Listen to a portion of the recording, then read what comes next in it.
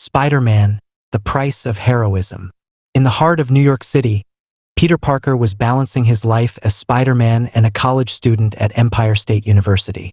It was a particularly stressful time. Exams were looming, Aunt May was struggling with health issues, and Mary Jane was getting tired of Peter's constant disappearances. Peter felt the weight of his dual life heavier than ever.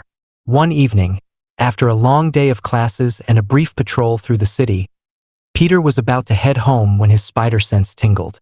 The sensation was intense, more than usual. Something was very wrong. He swung towards the source of the disturbance, landing on the rooftop of an old, abandoned factory. Inside, he found a group of armed men surrounding a frightened young boy. The leader of the group was none other than Wilson Fisk, the Kingpin. But something was off. Kingpin wasn't his usual self. He looked more menacing, his eyes glowing with a strange red light. "Spider-Man," Kingpin growled, his voice deeper, more sinister. "You've meddled in my affairs for the last time." Before Peter could react, Kingpin revealed a strange artifact, a glowing orb with ancient markings. "This is the Orb of Draer," Kingpin explained, "an ancient relic that grants its wielder unimaginable power, at a price." Peter's spider sense went haywire. He knew he had to stop Kingpin before he unleashed whatever dark power the orb held. But the situation was complicated. The young boy, who Peter now recognized as Billy, a kid from Aunt May's neighborhood, was being used as bait. Kingpin activated the orb, and a dark energy began to swirl around him. He grew in size, his muscles bulging, his skin hardening into a stone-like armor.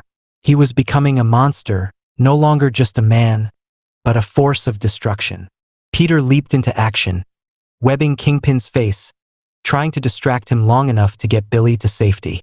But the new, empowered Kingpin was faster and stronger. He swatted Spider-Man away like a fly, sending him crashing through a wall. "Is this all the spider can do?" Kingpin mocked, his voice booming. Spider-Man, bruised and bleeding, pulled himself from the rubble. His thoughts raced. He knew he couldn't defeat this version of Kingpin through brute force. He needed to be smart. While dodging another of Kingpin's powerful blows, Peter noticed the orb pulsing with each strike. The energy was feeding Kingpin, but it was also tethering him to the artifact. An idea formed in Peter's mind, a dangerous one. He launched himself at Kingpin, not aiming to strike but to get close enough to the orb. With precision, Peter webbed the orb out of Kingpin's hand. The energy around Kingpin flickered, and for a moment, he shrank back to his normal size, his stone armor cracking.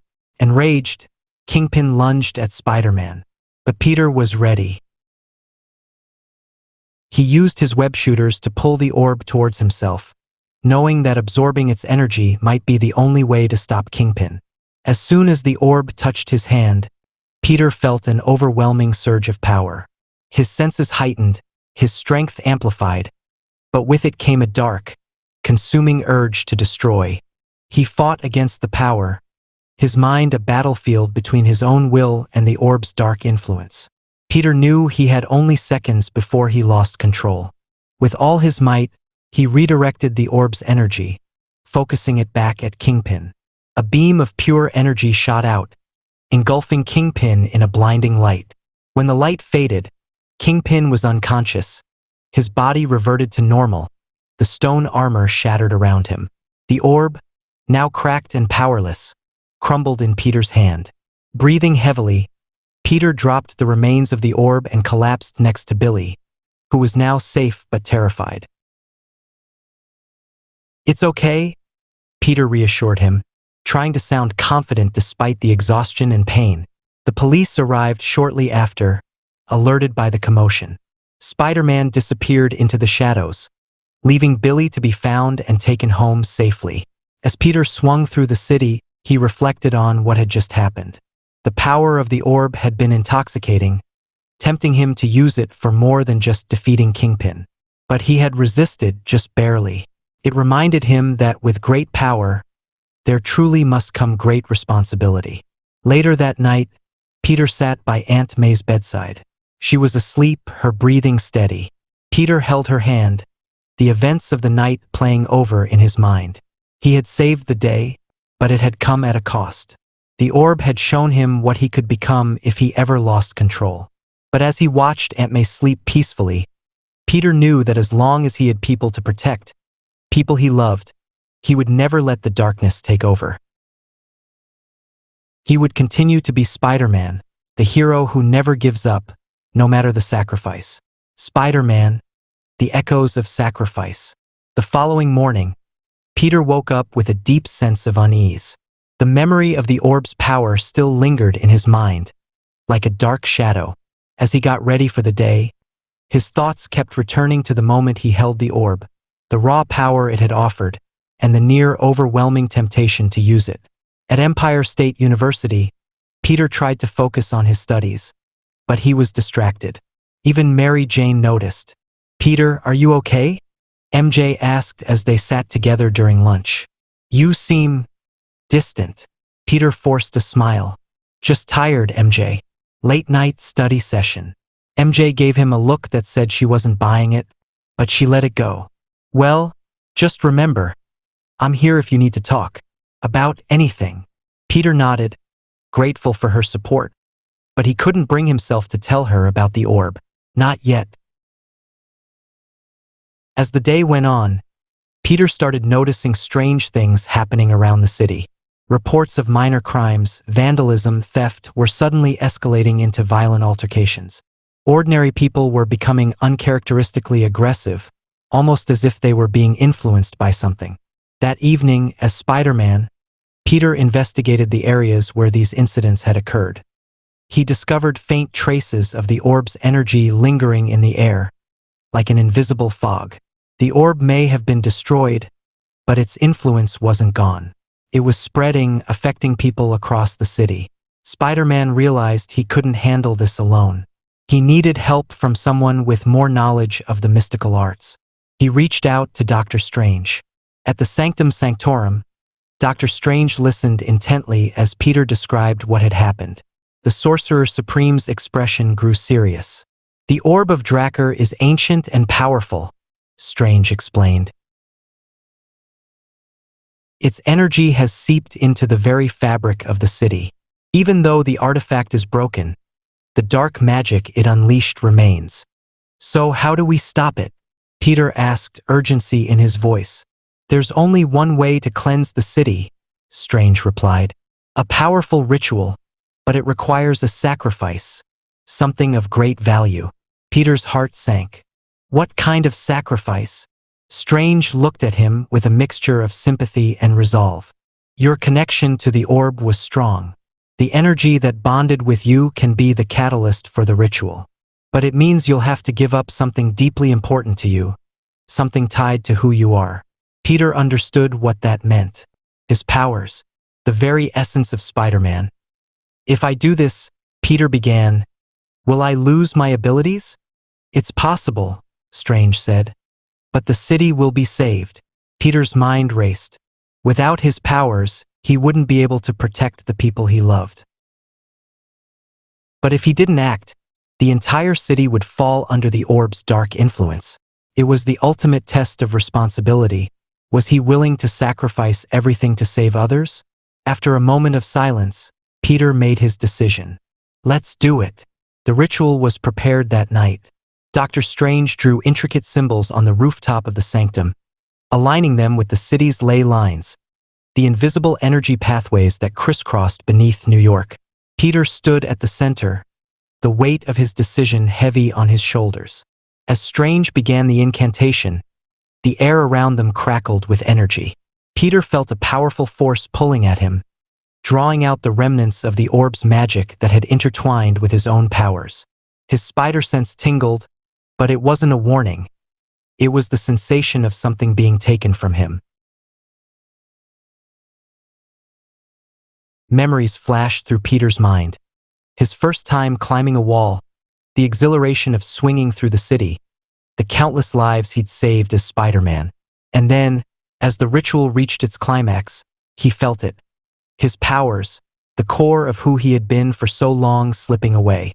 There was a blinding flash of light, and then silence. Peter collapsed, exhausted. The symbols on the rooftop faded, and the dark energy that had been infecting the city dissipated. The ritual had worked, the city was saved. But as Peter tried to stand, he realized something was different. The world felt ordinary. His senses were dulled, his strength diminished. He was just Peter Parker now, a regular guy in a Spider-Man suit. Doctor Strange approached him, his expression somber. The sacrifice was great, but you saved millions of lives, Peter. You did what was necessary. Peter nodded, but the reality of his decision was sinking in. He was no longer Spider-Man. How could he protect the people he cared about without his powers? Is there any way to get them back? Peter asked, his voice tinged with desperation. Strange shook his head. The magic that bonded with you is gone. But remember, Peter, you were a hero long before you had your powers. Your strength comes from your heart, not just your abilities. With those words, Peter left the sanctum, his thoughts a whirlwind of uncertainty. He had saved the city, but at what cost? As he walked the familiar streets of New York, he knew he would have to find a new way to be a hero, one that didn't rely on his powers, but on the man he was beneath the mask. And so, a new chapter began for Peter Parker. He was no longer the Spider-Man the world knew, but he was still determined to make a difference. Because even without his powers, Peter Parker was, and always would be, a hero. Spider-Man, the heart of a hero. In the weeks that followed, Peter Parker struggled to adjust to his new reality. The city still called out to him, with crime and danger lurking around every corner. But without his powers, he felt like an ordinary person in a world full of superhuman threats. At first, he tried to stay out of the fray. He focused on his studies, spending more time with Aunt May and Mary Jane, trying to lead a normal life. But the city's needs were never far from his mind. Every time he heard a siren or saw a news report about a crime, a part of him itched to jump into action. One evening, as Peter was walking home from work at the Daily Bugle, he saw a group of kids playing in a nearby park. They were reenacting battles with their favorite heroes, shouting out names like Iron Man, Captain America, and Spider-Man. When he heard his old alter ego mentioned, Peter couldn't help but smile. Even without his powers, the symbol of Spider-Man still lived on in the hearts of New Yorkers. But then he noticed something troubling. A man was lurking near the edge of the park, watching the children with a predatory gleam in his eyes. Peter's instincts kicked in. He might not have his spider sense anymore, but he knew danger when he saw it. Without a second thought, Peter approached the man, pretending to be just another passerby. As he got closer, he saw the man reaching into his jacket, his hand gripping a knife. Peter's heart raced, but he couldn't let fear stop him. "Hey!" Peter called out, loud enough to draw attention. The man froze, his eyes narrowing as he sized up Peter. "Mind your own business," the man growled, but Peter could see the hesitation in his eyes. The attention was enough to make him second-guess his intentions. Peter didn't back down. "I think you need to leave now." The man sneered, but the presence of other park-goers, now alerted by Peter's voice, made him think twice. With a final glare, he turned and walked away, disappearing into the shadows. Peter let out a breath he hadn't realized he was holding. The kids kept playing, unaware of how close they had come to danger. As he walked away, Peter felt a strange mix of emotions: fear, relief, and a flicker of pride. He had stopped a crime, not with powers, but with courage. That night, Peter lay in bed, thinking about what had happened. It was the first time he had intervened since losing his powers, and it had been a small victory, but a victory nonetheless. He realized that while he might not have the abilities of Spider-Man anymore, he still had the heart of a hero. The next morning, Peter made a decision. If he couldn't be Spider-Man in the same way as before, he would find new ways to protect the city. He started training in self-defense, learning how to fight without relying on superhuman strength or agility. He also began researching, using his scientific mind to invent gadgets and tools that could help him in the field. One of his first inventions was a pair of enhanced web shooters. They didn't have the same range or versatility as his old ones, but they were enough to give him an edge in tight situations. He also modified a simple police scanner, turning it into a portable device that could pick up emergency frequencies, keeping him informed about crime hotspots. Peter knew he wasn't invincible anymore, but that didn't stop him. He began patrolling the city again, this time relying on his wits, his gadgets, and his determination. He avoided taking on the bigger threats, focusing instead on helping people in smaller ways, stopping muggings, helping lost children, and supporting the community. Word began to spread about a mysterious figure who was helping people in the shadows. Some called him a vigilante, others a guardian angel. But Peter didn't care about the labels. He was just doing what he had always done, using whatever he had to protect the city he loved. As time passed, Peter's new life began to take shape. He found a balance between being Peter Parker and the masked hero the city needed. He even started working more closely with the police, using his knowledge and resources to aid in their investigations. One day, while patrolling the city, Peter stumbled upon a situation that tested everything he had learned since losing his powers. A group of thugs had taken over a small convenience store, holding the owner and his daughter hostage. The leader of the group was armed, and the situation was tense. Peter knew this was different from stopping a mugger or scaring off a petty thief. This was a real danger, and without his powers, he couldn't just swing in and take them down. He had to be smart. Using his web shooters, Peter created a distraction by triggering the store's fire alarm. As the thugs were momentarily disoriented, he slipped inside through a back entrance, using the shadows to his advantage. He carefully made his way to the leader who was holding the gun. With a well-timed move, Peter used a small gadget he had designed, a mini flashbang, to blind the leader temporarily. In the confusion, he disarmed the thug and subdued him, tying him up with a web line. The other thugs, startled by the sudden turn of events, fled the scene. The store owner and his daughter were shaken but unharmed. They thanked Peter, who simply nodded and disappeared into the night before the police arrived. He knew he wasn't the Spider-Man people once knew, but he had proven to himself that he could still make a difference.